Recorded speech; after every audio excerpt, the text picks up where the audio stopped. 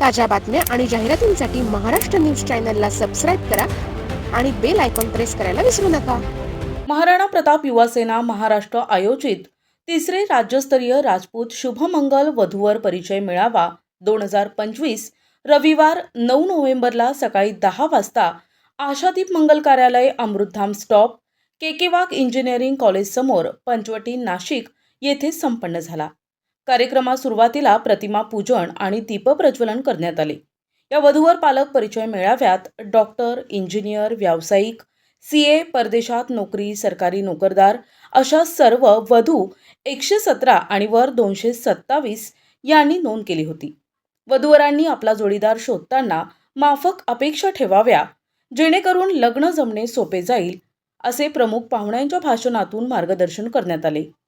महाराणा प्रताप युवा सेना महाराष्ट्र वतीने प्रमुख पाहुणे महेंद्र बापू पाटील, माजी आमदार दादासाहेब दिलीप पाटील, प्राध्यापक सज्जन सिंग पवार, RV पाटील, राजेश पद्मसिंह सोलंकी, जगदीश पाटील, सुमित पाटील, पुष्कराज नरेंद्र साळुंके, उमा सरदार सिंग पवार, गौरी राजपूत आदी मान्यवर उपस्थित होते। आलेल्या प्रमुख पाहुण्यांचा सत्कार यावेळी संस्थेच्या वतीने करण्यात आला। तसेच महाराणा प्रताप युवा सेना महाराष्ट्र वतीने समाजभूषण पुरस्कार देण्यात आले। तसेच वधूवर परिचय पुस्तकांचे प्रकाशन मान्यवरांच्या हस्ते करण्यात आले। महाराणा प्रताप युवा सेना महाराष्ट्र संस्थेचे नरेंद्र मुरलीधर सोंकुदे साळुंके, राज्य प्रभारी सुभाष अभिमन्यू ठोके, प्रदेश ग्रामीण उपाध्यक्ष प्रीतम योगेंद्र सिब झालटे, राज्य घटक सुनील पाटील, नाशिक जिल्हाध्यक्ष मंगेश मांडवडे, देवेंद्र पाटील, राजेंद्र पाटील, जंभी पवार, सुनील सिंग राजपूत, मयूर पाटील, किशोर पवार, उदय निकुंभ, राजेंद्र सावकार, जंभी आबा पवार, समाधान निकुंभ, भागवत पवार, मंगलसिंग राजपूत, सतीश राजपूत, भगवान सूर्यवंशी, करण सिंग पाटील यांनी मेळावा यशस्वीतेसाठी परिश्रम घेतले।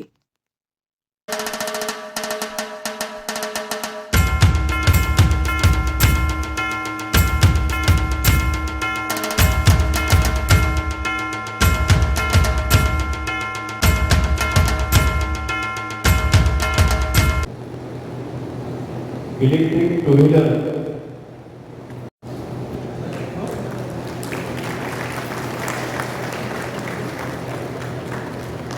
या ठिकाणी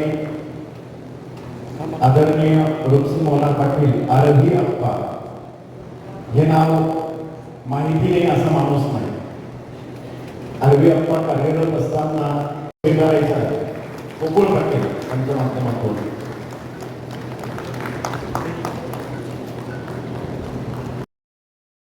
आजच्या कार्यक्रमाचं खऱ्या अर्थाने जे प्रयोजन आहे वधूवर परिचय मेळावा, आपले जे उपवर मुली आहेत त्यांचा परिचय झाला पाहिजे हा मूळ उद्देश या कार्यक्रमात आहे। तिसरा वधूवर परिचय मेळावा, प्रत्येक वधूवर परिचय मेळाव्याला मी येतो आणि समाजाला आपण काहीतरी देणं लागतो या प्रकारची भावना प्रत्येक समाज कार्यकर्त्यामध्ये समाजाच्या प्रत्येक व्यक्तीमध्ये पाहिजे आणि त्यासाठी गेल्या अनेक वर्षापासून नरेंद्र चौकुते आणि त्यांची पूर्ण टीम उत्तर महाराष्ट्रामध्ये काम करते। टाळ्यांच्या गजरात आपण त्यांचं स्वागत करूया। मित्र, सामाजिक काम, समाजामध्ये सामाजिक काम करणं, समाजामध्ये जागृती निर्माण करणं आवश्यकता या कार्यक्रमाशिवाय समाज जगू शकणार नाही, समाज राहू शकणार नाही, समाजातल्या मुलांना चांगले स्थळ मिळू शकणार आहेत। त्यामुळे हा कार्यक्रम घेणं ही प्रत्येकाची जबाबदारी आहे। आयोजकांनी हा कार्यक्रम एका दिवसात तयार केलेला नाही, गेल्या 6 महिन्यापासून पूर्ण त्याची टीका करत आहेत। फेसबुकवर, सोशल मीडियावर त्यांनी ही माहिती सर्वांना दिली आहे। आज आपण इतक्या मोठ्या प्रमाणामध्ये इथं जमलेला आहात, हेच या कार्यक्रमाचे यश आहे। मी आपल्याला सर्वांना विनंती करतो, आपल्या उपस्थितीसाठी सगळ्यांनी टाळायला आपल्या उपस्थितीसाठी स्वतःसाठी टाळायला आणि या माध्यमात एक जरी लग्न जमलं तर त्या लग्नाची जबाबदारी आपल्या सगळ्यांनी घेतली पाहिजे, त्याचं बंध तयार असलं पाहिजे। अशा प्रकारचे कार्यक्रम आपल्या सर्वांसाठी आवश्यक आहे। मी आयोजकांना अशा प्रकारच्या कार्यक्रमाबद्दल अभिनंदन करतो आणि त्यांच्या पाठीशी समाज सतत उभारावा, प्रत्येकाने आपलं आर्थिक पाठबळ कार्यक्रमासाठी द्यावं अशी सगळ्यांना प्रार्थना करतो। मला जास्त न बोलता या कार्यक्रमाला इथे बोलण्याची संधी दिली आणि या कार्यक्रमाला उपस्थित राहण्याची संधी दिली, याबद्दल मी उपस्थित धन्यवाद मानतो. धन्यवाद. संधी दिली आणि सरकारला त्याबद्दल संपूर्ण कार्यक्रम दरवर्षी डॉक्टर नरेंद्र चौकते आणि टीम त्यांचे खूप आभार, अभिनंदन.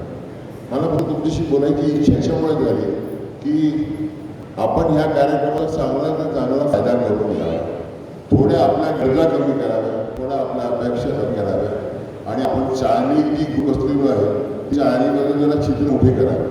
अदरवाईज हे सगळे प्रयत्न फेल होतात. माझ्याकडे मी 32 वधूवर परिवेशन आतापर्यंत केलेले महाराष्ट्रात, माझ्याकडे आता अजूनही 82ची मुलगी कार्यक्रमाला येते आई वडिलांच्या हट्टामुळे. इंजिनियर मुलगी 82ची आहे आणि असे किती मुली आहेत की ज्यांची लग्न नाही झाली. त्याचे कारण का? आई वडिलांची स्टुडी. त्याला नोकरीत नाही, त्याला गाडीत नाही, त्याला मुलात नाही, त्याला घरात नाही, त्याचं दात आकारलं नाही, त्याला लोक केसच नाही. ह्या गोष्टी करून आपल्या मुलीचं नुकसान करू नका. दुसरी गोष्ट काय आहे की ह्या सगळ्या परिस्थितीमध्ये तुम्हाला वाटतं की मुलींचं वय मोठं होताना की फार का दोष आहे. काय गोष्ट मिळावा व समाजातील जे व्यक्ती समाजासाठी उपयोगी पडतात त्यांचा सन्मान सोहळा आयोजित केलेला आहे. ते आदरणीय नरेंद्र चौकतेजी संख्येने उपस्थित झाला. याच्यावरनं विवाह मेळावा ही काळाची गरज ठरते असं म्हटलं वावगं ठरणार नाही.